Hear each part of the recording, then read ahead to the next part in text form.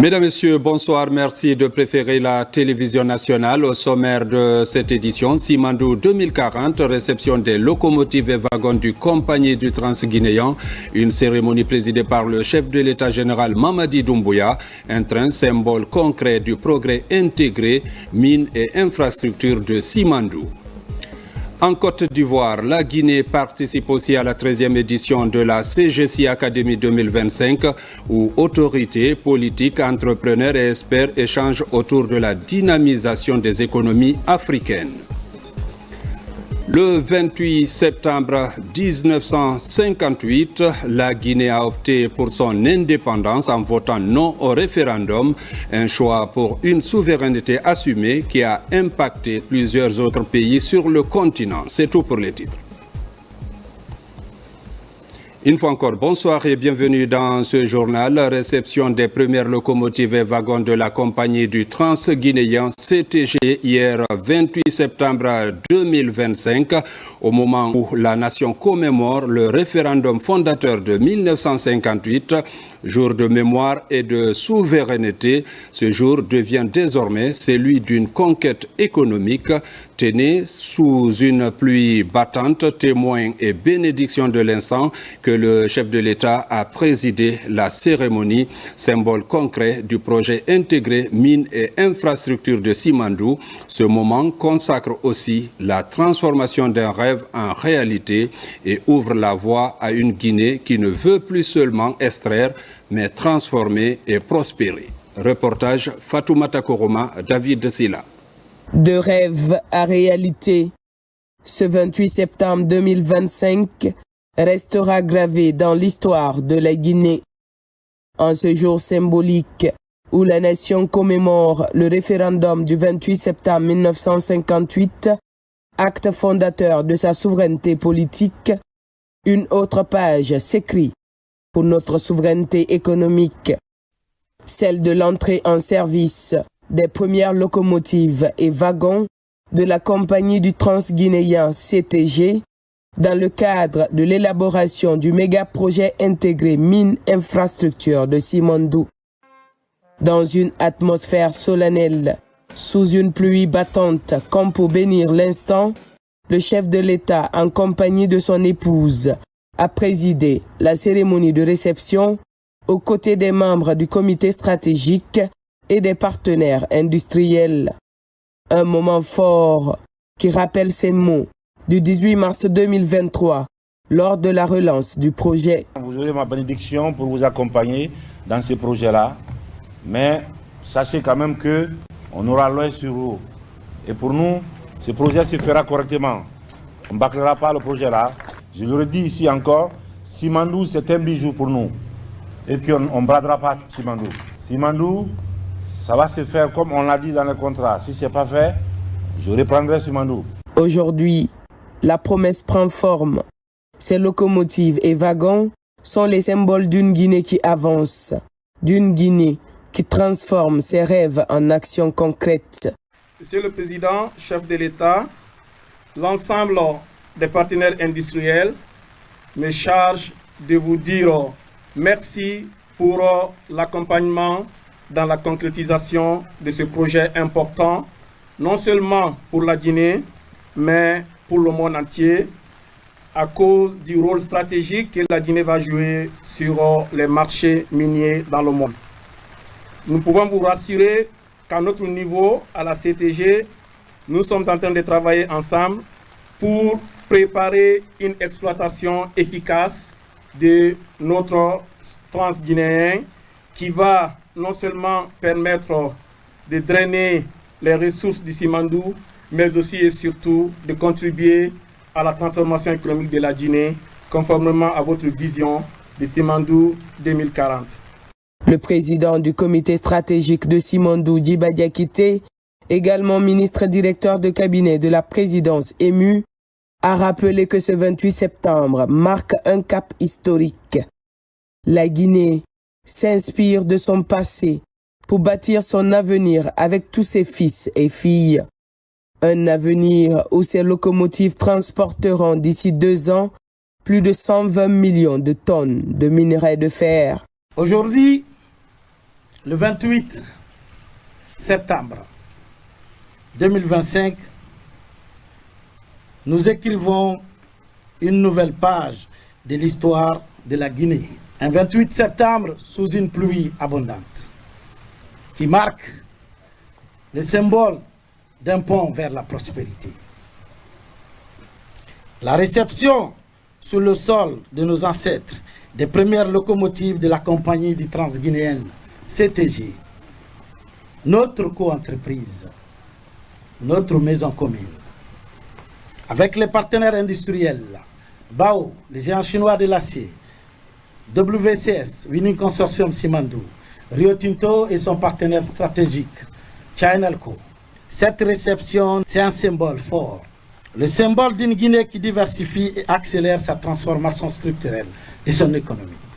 Une Guinée qui assume pleinement sa souveraineté économique, en s'inspirant, bien évidemment, de son passé, pour construire son futur avec toutes les filles et tous les fils de la Guinée.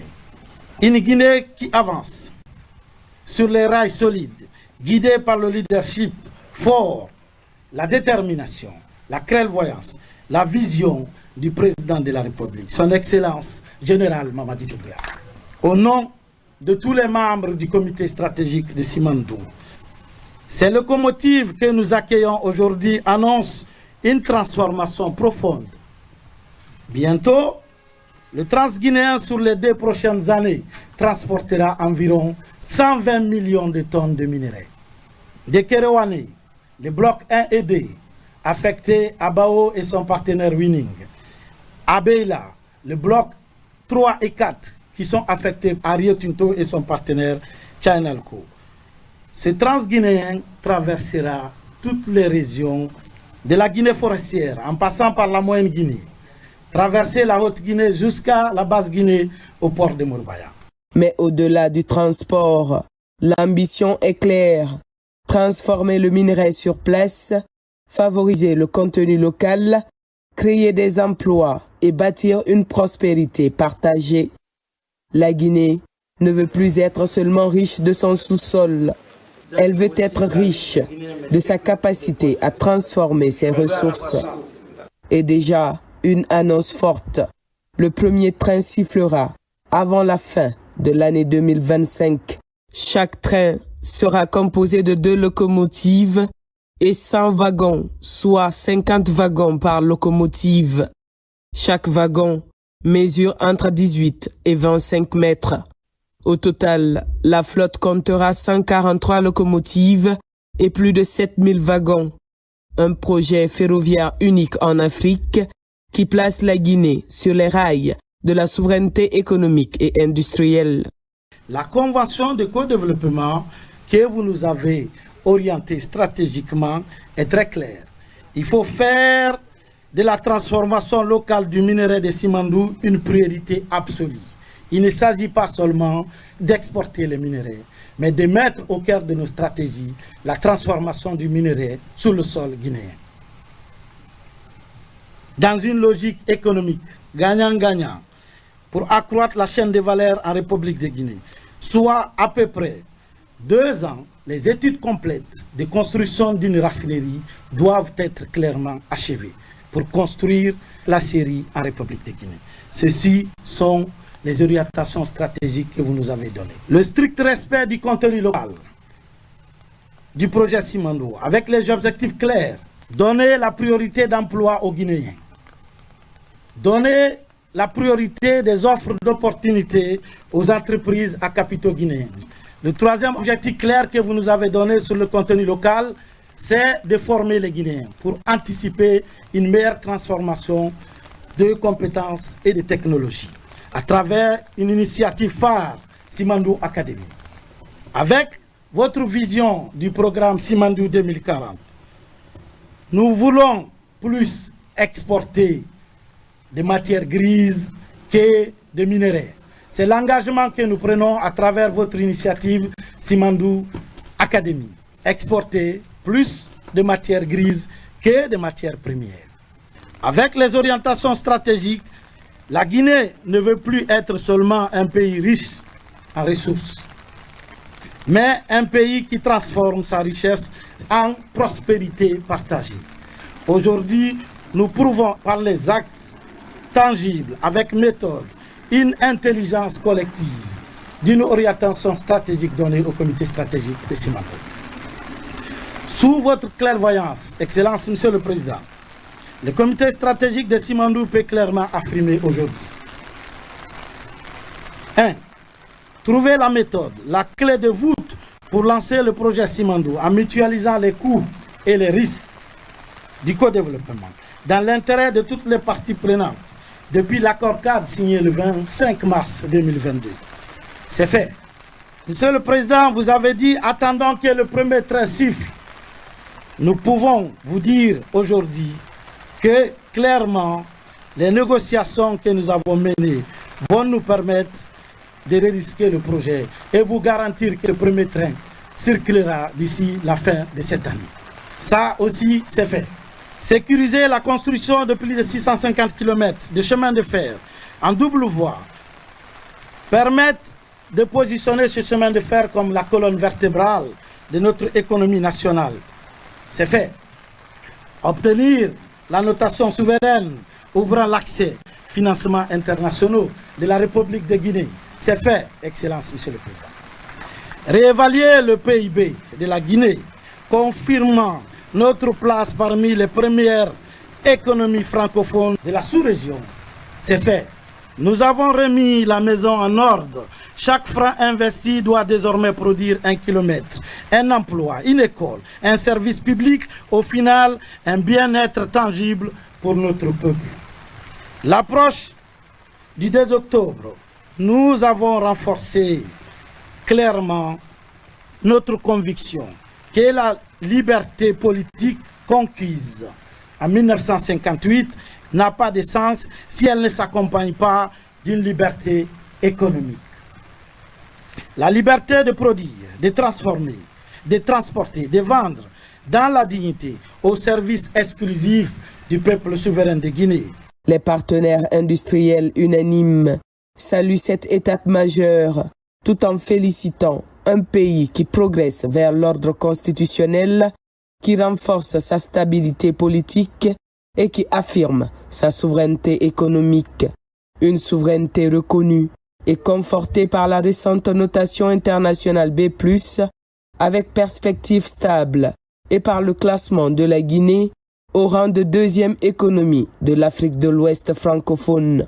First, I want to congratulate all of the Guineans for a successful referendum. Je voudrais féliciter l'ensemble du peuple de Guinée pour l'adoption de la nouvelle constitution. Ceci consacre l'ouverture d'un nouveau chapitre au bénéfice de tous les Guinéens. Au-delà de la population guinéenne, c'est un signal très fort qui est envoyé à l'ensemble des investisseurs de par le monde. Et pour nous-mêmes qui sommes déjà engagés sur le projet Simandou, ça va permettre de lancer complètement le projet et de l'ouvrir vers de nouvelles opportunités. C'est l'occasion pour nous de réitérer que la CTG réaffirme son attachement à la promotion du contenu local tel que stipulé par la réglementation guinéenne. Le projet Simandou, avec l'arrivée de ses locaux, mais aussi la dizaine de milliards d'investissements déjà réalisés, est passé du rêve à la réalité de manière irréversible. Et nous assistons avec l'arrivée de ces locomotives, captives pour l'instant, et beaucoup d'autres vont arriver à la naissance de Simandou, avec comme prochaine étape l'aller-retour entre Moréba et les mines, et puis finalement l'expédition d'un premier minerai courant novembre. En cette semaine de l'indépendance qui commence, le 67e anniversaire, d'ici au 2 octobre, on voulait aussi exprimer à la communauté internationale, notamment la communauté financière et investisseurs. En tant que directeur financier, je m'adresse aussi à eux. La confiance que nous portons à la Guinée, qui ces dernières semaines a eu l'occasion de démontrer sa souveraineté économique, plus que jamais auparavant. Juste pour rappel, la réévaluation du PIB de la Guinée, autour de 40 milliards, qui en fait la deuxième économie de l'UEMOA, devant le Sénégal et derrière la Côte d'Ivoire, mais c'est un événement historique. On a pu avoir la chance de participer dans le projet Simandou. Donc pour nous, aujourd'hui, sur l'arrivée de premières locomotives et des wagons, on pense que c'est une grande signal pour la réussite du projet Simandou. Et aussi, en fait, pendant 3 ans presque, toute l'équipe s'est concentrée sur la construction de Simandou. Maintenant, on est presque à la fin et aussi toute l'équipe a déjà en même temps commencé à travailler sur la phase d'opération pour rassurer le projet soit réalisé 100% comme ce qu'on a planifié. Et pour WCH, on pense que ce n'est pas juste un projet minier, c'est un projet de pays, c'est un projet mondial. Monsieur. Aujourd'hui, c'est un jour exceptionnel. C'est la matérialisation de plusieurs années de combats pour la Guinée, mais aussi pour nous, partenaires industriels. C'est la matérialisation de notre engagement à travailler main dans la main avec le gouvernement guinéen pour réaliser les rêves de Simandou, les rêves du Transguinéen. C'est un jour historique pour la Guinée. Nous continuons à bâtir sur ce passé glorieux de la Guinée pour offrir ces 4 premières locomotives. Je suis très très fier en tant que Guinéen moi-même et Rio Tinto est très satisfait de cette collaboration. All the industry partners together with the Guinean government. Je suis très content de participer à ces cérémonies d'arrivée des locomotives ici, ce qui marque un jalon très important pour le projet et ce qui signifie aussi qu'on n'est pas encore trop loin de la réalisation de ce projet. Les locomotives vont bientôt commencer à travailler parce que WCS, ils ont déjà commencé les essais sur les rails. Et bientôt aussi au niveau des mines, les opérations aussi, il y a des essais qui se font là-bas au niveau des mines. Dans quelques semaines, on espère bien que ça va bien commencer à rouler. Train operator in the next few weeks. Les ambassadeurs et pays amis présents voient en la réception de ce premier lot de matériel ferroviaire une avancée décisive, un signe de stabilité et un gage de confiance renouvelée. Ainsi, ils réaffirment leur engagement à accompagner la Guinée sur le chemin du développement durable, inclusif et responsable.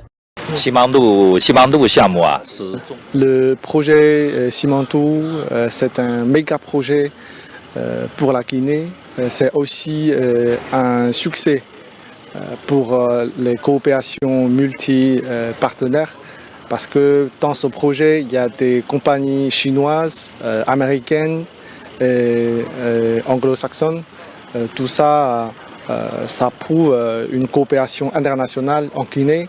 C'est aussi un exemplaire pour tous les partenaires pour démarrer un nouveau chapitre pour la coopération internationale en Guinée. Et l'avenir, j'espère que tous les partenaires internationaux puissent faire plus d'efforts pour le développement socio-économique en Guinée. C'est un grand honneur d'être ici et je suis très contente qu'il y a les locomotives qui sont d'origine d'une compagnie américaine, Wabtec, et que nous faisons partie de ce grand projet qui va faire développer le pays et qui va vraiment prendre la Guinée à une autre étape. Je félicite le pays pour avoir eu cette note et je pense que ça va m'aider en tant que représentant du gouvernement américain à recruter plus d'investissements de la part de la compagnie américaine. C'est une belle chose, c'est un jour très important pour la Guinée et pour les partenaires diplomatiques de la Guinée.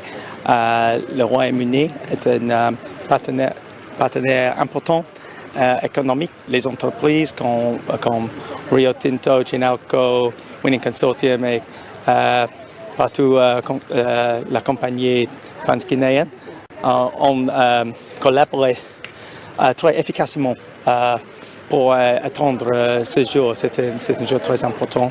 Le symbole est fort.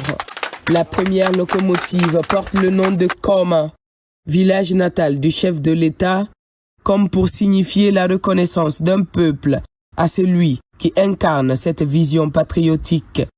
D'autres locomotives baptisées Sanfina, Baladou et Kimbeli prolonge cet hommage reliant tradition, identité et modernité. Ce matériel ferroviaire va également générer une croissance inclusive, améliorer les recettes publiques et maintenir notre stabilité financière. C'est une étape décisive dans la consolidation d'une Guinée économiquement souveraine. Je remercie encore Monsieur le Président de la République, le général Mamadi Doumbouya, pour la vision éclairée qu'il a bien voulu insuffler sur le démarrage et l'effectivité du projet intégré Simandou. Et nous venons recevoir tout de suite 2 échantillons de locomotives et qui sont personnalisés avec des noms des villages. Cela déjà est un facteur d'union, est un facteur d'unité nationale, au-delà même de l'aspect économique.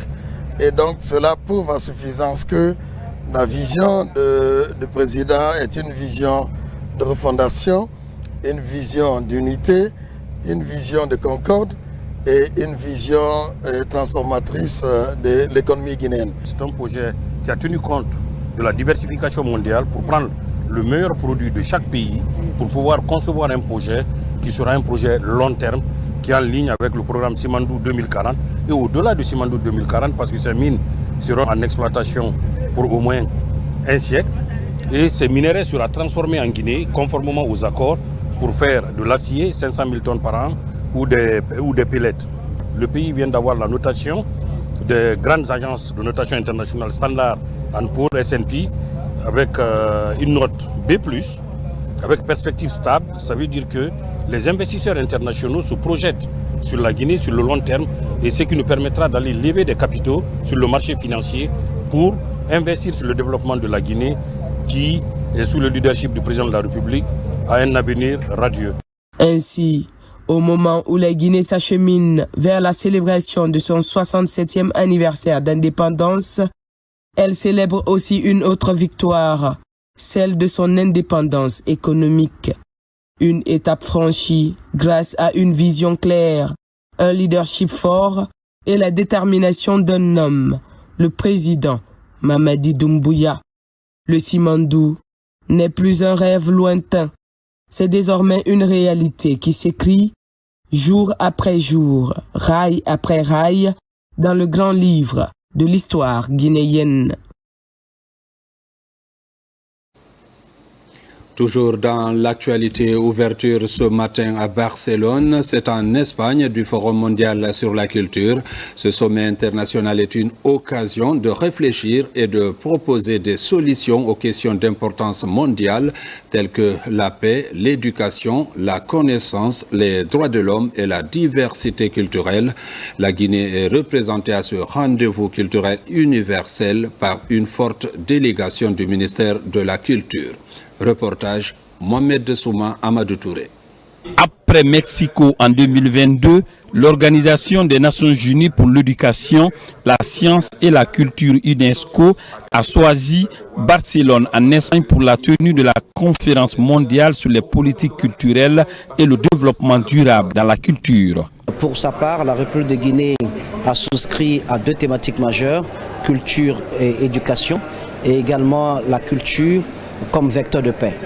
Nous avons à ce niveau une communication à apporter au nom de la vision du président de la République, son Excellence le général Mamadi Doumbouya, qui a très tôt compris que l'éducation et la culture pouvaient jouer un rôle majeur dans la formation non seulement des esprits, mais aussi dans le renforcement de l'appartenance à l'édifice national. Au-delà de la délégation ministérielle, nombreux promoteurs culturels ont répondu à l'appel de l'UNESCO pour défendre la candidature de la Guinée, faisant de la capitale guinéenne la première ville francophone créative de l'institution. Les réalisations faites en Guinée sur le plan culturel, les ambitions de la Guinée, mais surtout vraiment faire en sorte que notre candidature puisse porter et qu'enfin Conakry puisse devenir la première ville francophone, ville créative de l'UNESCO.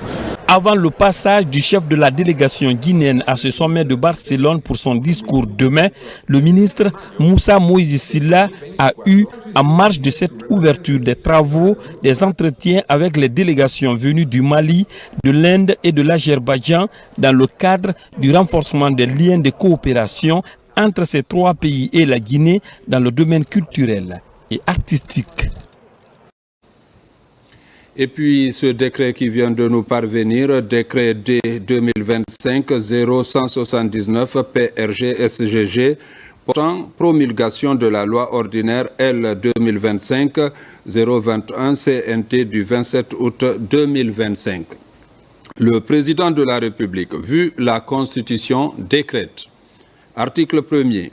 Et promulguer la loi ordinaire L 2025-021 CNT du 27 août 2025, modifiant la loi L 2025-008 CNT du 28 février 2025 portant autorisation de ratification de l'accord relatif au projet de transformation du système de santé entre la République de Guinée et l'Association internationale de développement IDA pour un montant de 95 millions de dollars américains, signé le 1er octobre 2024 relativement à l'accord de financement crédit IDA numéro 7635 GN d'un montant de 85 millions de dollars US entre la République de Guinée et la Banque internationale pour la reconstruction et le développement et l'Association internationale de développement IDA et l'accord de don GFF numéro TF0C 5993 d'un montant de 10 millions de dollars américains entre la République de Guinée et la Banque internationale pour la reconstruction et le développement et l'Association internationale de développement IDA agissant comme administrateur du Fonds fiduciaire multidonateur du mécanisme de financement mondial pour la santé des femmes, des enfants et des adolescents GFF. Article 2. Le présent décret qui prend effet à compter de la date de sa signature sera enregistré et publié au journal officiel de la République. Conakry, le 29 septembre 2025, signé Général Mamadi Doumbouya. Sur le continent, en Côte d'Ivoire, c'est parti pour les travaux de la 13e édition de la CGC Academy 2025. Plus de 2000 participants, dirigeants d'entreprises, autorités politiques, jeunes entrepreneurs et experts échangent autour de la problématique liée à la dynamisation des économies africaines. Le compte-rendu avec Falilou Diallo. Aqaba, le symbole est fort pour accueillir la plus grande plateforme panafricaine d'échange entre hommes d'affaires du continent. Cette 13e édition est placée sous le thème de la souveraineté économique, le temps de l'action. Au fil des années, la CGC Academy est devenue un rendez-vous de référence pour la promotion de l'entrepreneuriat, le développement industriel et le renforcement du dialogue public-privé sur le continent. Nous avons besoin fondamentalement d'une volonté politique. Car pour avoir la souveraineté économique, il faudrait que on se repose fondamentalement sur les entreprises. Mais pour que ces entreprises puissent œuvrer, il faut qu'il y ait la volonté politique de créer le cadre nécessaire en termes de réforme pour permettre aux entreprises d'évoluer sereinement afin d'aider l'État à créer de l'emploi et de la richesse dans nos différents pays. À travers la Confédération générale des entreprises de Guinée, notre pays a pris une part active aux travaux. L'événement réunit chaque année plus de 2000 participants et dirigeants d'entreprises, autorités politiques, jeunes entrepreneurs, experts nationaux et internationaux autour de la problématique liée à la dynamisation des économies africaines. d'accompagner le secteur privé, en même temps appuyer dans le cadre de formation de jeunes pour la valorisation du contenu local et en même temps valoriser un peu les transformations de matières premières à produits finis. Il y a des représentants de Guinéens qui sont là, c'est de tirer les leçons de ce qui se passe ici dans les pays voisins. C'est le royaume chérifien qui est le pays invité d'honneur à cette 13e édition. Une édition présidée par le Premier ministre ivoirien Robert Abegremambé. Pendant 2 jours, des panels et autres rencontres B2B seront organisés pour repositionner les pays africains comme des acteurs clés de leur propre développement. À l'extérieur, toujours à l'Assemblée générale des Nations Unies, la Guinée écrit une nouvelle page de son histoire diplomatique. Président le groupe africain aux Nations Unies, elle incarne la voix d'un continent résolu à peser dans les grandes décisions mondiales. Guidée par la vision du chef de l'État, son Excellence, le général Mamadi Doumbouya, la délégation guinéenne a défendu avec force et clarté les priorités de l'Afrique, c'est-à-dire la paix, la santé, la jeunesse et le développement durable. Compte rendu Fatoumata Kourouma, Fatoumata Samora et Aboubakar Koïta. Conformément à la vision du chef de l'État, son Excellence le général Mamadi Doumbouya, la République de Guinée assume en ce mois de septembre la présidence du groupe africain à l'ONU. Un rôle stratégique qui confirme le dynamisme retrouvé de la diplomatie guinéenne, incarné par le leadership du ministre des Affaires étrangères, de l'intégration africaine et des Guinéens établis à l'étranger, Dr Maurice Sanda Kouyaté.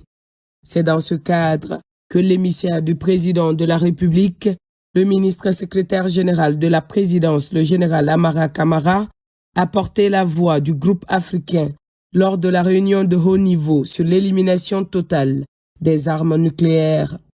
Dans une déclaration solennelle, il a mis en garde la communauté internationale contre la course effrénée aux armes de destruction massive et a rappelé aux États leurs responsabilités dans la préservation de l'environnement. J'ai l'honneur de faire cette déclaration au nom du groupe africain qui s'aligne sur la déclaration du mouvement des non-alignés. Le groupe africain réaffirme que l'élimination totale des armes nucléaires est la seule garantie absolue contre leur emploi ou leur menace d'emploi. La persistance de ces armes constitue une grave menace pour la paix mondiale et un danger essentiel pour notre humanité. Le désarmement nucléaire doit demeurer la priorité absolue des Nations Unies. L'Afrique est résolument en faveur d'un désarmement nucléaire complet, véritable et irréversible. Le groupe africain rappelle les conséquences humanitaires catastrophiques de toute utilisation d'armes nucléaires et appelle à leur démantèlement urgent. Nous soulignons l'importance de parvenir à une adhésion universelle au traité d'interdiction complète des essais nucléaires et exhortons les États visés à l'annexe 2 à signer le traité et à le ratifier. Nous appelons également la conférence du désarmement à sortir de l'impasse dans laquelle elle se trouve depuis longtemps et à reprendre ses travaux de fond. Enfin, le groupe souligne l'importance de commémorer la Journée internationale pour l'élimination totale des armes nucléaires pour nous rappeler notre responsabilité collective à parvenir à un monde exempt d'armes nucléaires. Dans la continuité, l'honneur est revenu à Dr Maurice Sanda Kouyaté, ministre des Affaires étrangères, de prendre la parole au nom du groupe africain lors de la réunion de haut niveau sur la prévention et le contrôle des maladies non transmissibles, ainsi que sur la promotion de la santé mentale et du bien-être. Il y a décliné la vision du président Mamadi Doumbouya en matière de santé universelle, insistant sur la modernisation des infrastructures sanitaires et la mise en place des soins de qualité accessibles à tous les Guinéens. Le groupe africain réaffirme son engagement à traiter de manière globale les maladies non transmissibles et les troubles mentaux ainsi que d'autres maladies et à réduire d'1 tiers la mortalité prématurée due aux maladies non transmissibles d'ici 2030. Ceci à travers la prévention et le contrôle, ainsi que la promotion de la santé mentale et du bien-être. Nous convenons d'accélérer la mise en œuvre de toutes les déclarations politiques adoptées lors des réunions de haut niveau de l'Assemblée générale des Nations unies sur les maladies transmissibles.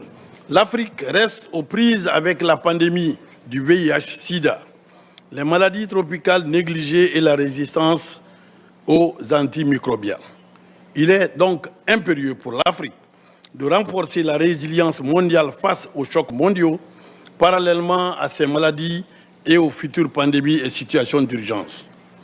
Nous réaffirmons en tant que groupe l'importance de promouvoir la santé en général comme facteur de développement durable, compte tenu des liens entre la santé, la justice sociale et l'équité, conformément au programme d'action d'Addis Abeba sur le financement du développement. Le groupe africain reconnaît enfin l'importance cruciale de l'engagement concret et la volonté politique d'investir de manière holistique pour prévenir et contrôler les maladies non transmissibles et les problèmes de santé mentale en même temps que d'autres maladies, afin de respecter les principes de la couverture sanitaire universelle et de renforcer les systèmes de soins de santé. Je vous remercie. La troisième prise de parole a été celle du ministre de la Jeunesse, Selou Baldé, à l'occasion de la réunion de haut niveau sur le programme mondial pour la jeunesse, placé sous le thème « Accélérer les programmes mondiaux grâce à la collaboration intergouvernementale ». À travers cette intervention, la Guinée démontre sa volonté d'inscrire la jeunesse africaine au cœur des solutions globales et de la coopération internationale.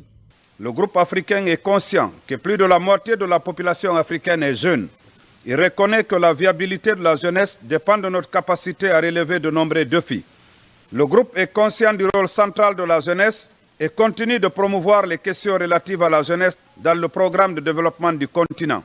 Nous appelons nos partenaires à aider les économies africaines à accéder aux marchés internationaux, à lever les sanctions sur les médicaments et les vaccins, à permettre un transfert de technologies sans entrave qui inspirerait la productivité des jeunes et le développement des infrastructures.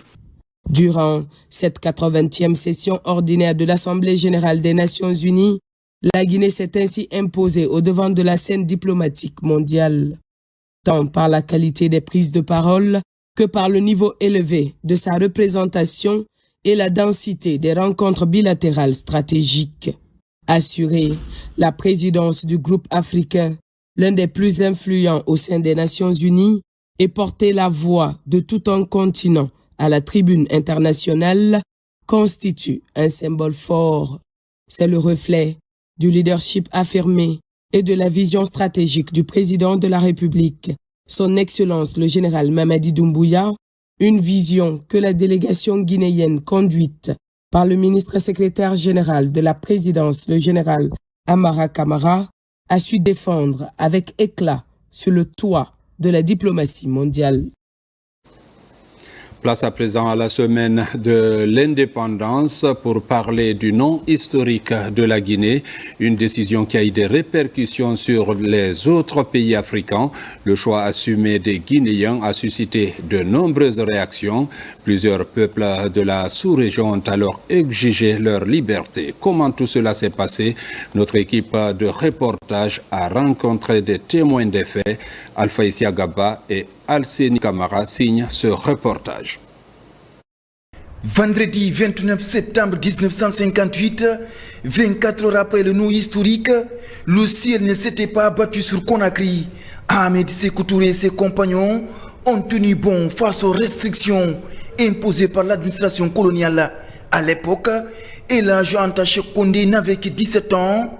Aujourd'hui, ce fidèle compagnon de la lutte pour l'indépendance exprime avec fierté l'audace de la Guinée à assumer sa souveraineté. Le lendemain, c'était la fête parce que nous avons gagné.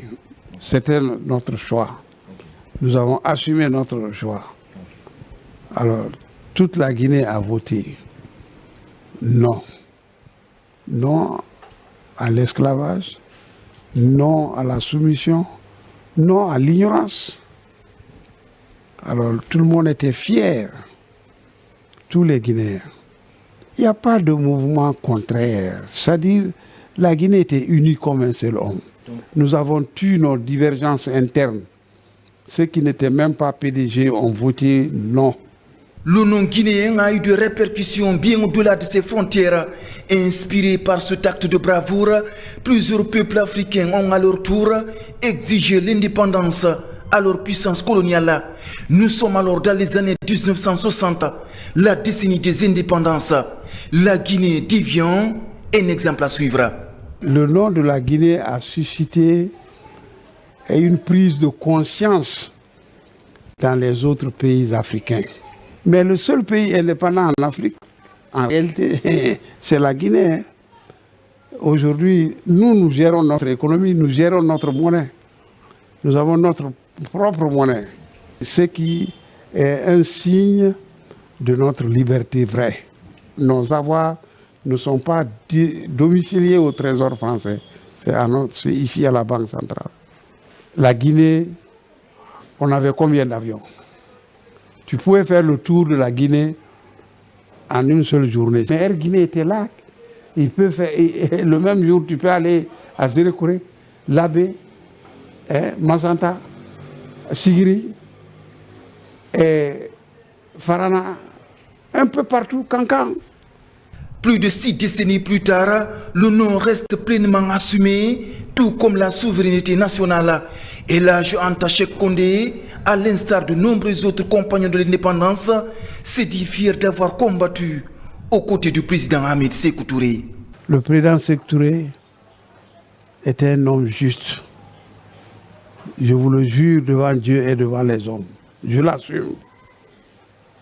Nous sommes fiers de lui parce que depuis 40 ans, moi que tu interviews là, alors j'étais chargé des démarches pour récupérer les biens du président Sékou Touré, par mes camarades et même par la famille Touré. Aujourd'hui, les Guinéens sont plus que jamais fiers de leur passé. À l'approche de la fête de l'indépendance, des voix s'élèvent pour raviver le patriotisme, valeur chère aux compagnons de 1958, considérés comme un moteur essentiel du développement économique, social et culturel. Il faut dire que dès après l'indépendance de la Guinée, l'apport des intellectuels a été déterminant pour la mise en place des fondements politiques, économiques, culturels et éducatifs du pays. Les cadres de la Guinée, avec le soutien des étrangers, se sont illustrés dans le domaine de l'éducation, notamment à l'enseignement supérieur, où plusieurs intellectuels ont aussitôt apporté leur soutien à la Guinée pour combler le vide après le départ des Français. Compte rendu Abdul Aziz Baldé. Considérés comme un maillon essentiel dans l'accession de notre pays à l'indépendance, les intellectuels guinéens ont joué un rôle déterminant dans la construction de notre jeune nation. De la construction de l'État à la gouvernance, en passant par le développement de l'éducation et de la culture, les cadres guinéens, avec l'appui de grandes figures africaines et étrangères, ont élaboré une idéologie politique avec la création de plusieurs institutions éducatives. Les Français en partant, c'est quand même un gros vide. Il y a eu donc un apport massif. Et à un moment, après les années 68, là 69, quand l'université a ouvert et tout, il y a eu une coopération avec le bloc de l'Est. Donc l'Union soviétique, la Roumanie, la Pologne, la Bulgarie et tout ça. On a eu énormément de coopérants qui sont venus pour enseigner dans les lycées et les collèges et à l'université, pas au primaire. Mais ces professeurs-là qui étaient arrivés, évidemment, avaient d'excellents niveaux scientifiques, mais sur le point de vue de la langue, ne pouvaient pas. Et donc, ce qui explique qu'aujourd'hui, les Guinéens sont beaucoup plus scientifiques que littéraires. Les intellectuels guinéens ont contribué à des projets de développement dans un contexte de planification centralisée.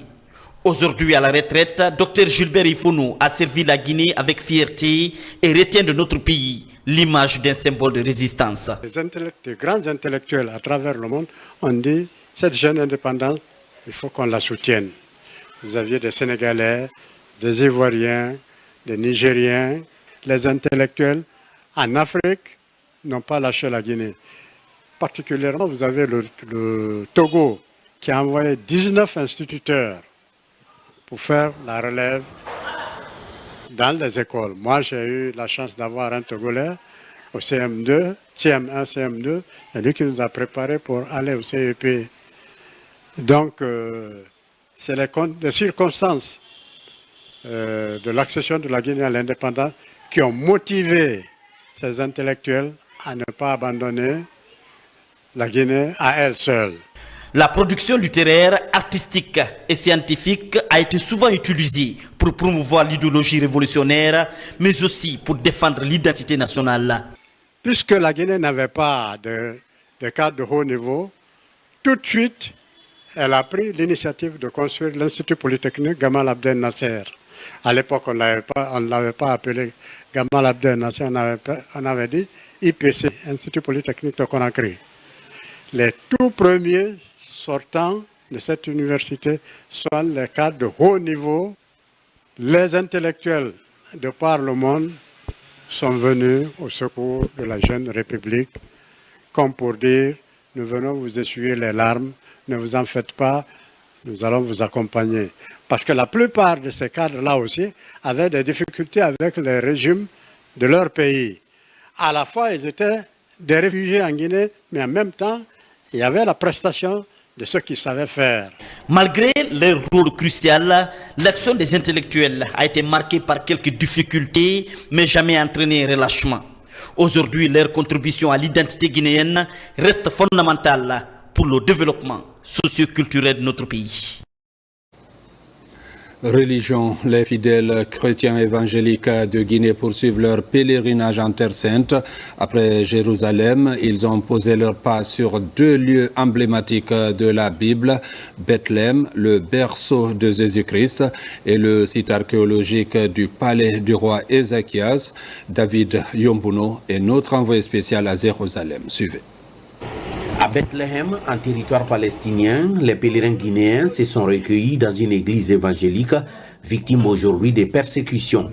Cette église a vibré de prières et des chants venus de la Guinée et d'autres pays du monde entier. J'étais dans la joie, j'ai ressenti vraiment que j'étais dans la joie. Vraiment que là où Jésus est né, mon sauveur est né, j'ai mis les pieds là-bas. J'ai eu vraiment une grande émotion de me voir dans la ville où Jésus est né. Et c'était pour moi un privilège. Notre souhait est que la paix soit dans toute l'étendue de la Guinée et que la population guinéenne soit en paix. Après Bethléem, direction un autre site chargé d'histoire biblique, le palais du roi Ézéchias, figure marquante de l'Ancien Testament. Sur les ruines du palais du roi Ézéchias, les pèlerins guinéens découvrent un pan de l'histoire des royaumes bibliques. Donc je lis souvent l'histoire dans la Bible. Je suis content de vivre cette paix, de pétrir sur ce sol. Et je suis fortifié dans la foi. Ce site nous rappelle certains faits d'Ézéchias, du roi Ézéchias. Surtout, il était gravement malade et Dieu a envoyé un prophète, le prophète Ésaïe, pour dire à Ézéchias, mets ta maison en ordre parce que la maladie là, tu ne vas plus survivre, tu vas mourir. Quand il a entendu ça, la Bible dit qu'il a prié très fort. Pendant que le prophète sortait hors de la cour, Dieu lui a dit de revenir, dit au roi, j'ai entendu ta prière, alors tu ne vas pas mourir. Pour nombre d'entre eux, marcher sur ces vestiges, c'est raviver leur engagement spirituel et renouer avec les origines même de leur croyance. De Bethléem au palais du roi Ézéchias, les fidèles guinéens inscrivent leur pèlerinage dans la mémoire des lieux saints. Mesdames, Messieurs, c'est la fin de cette édition. Merci de l'avoir suivi et bonne suite de programmes sur la télévision nationale.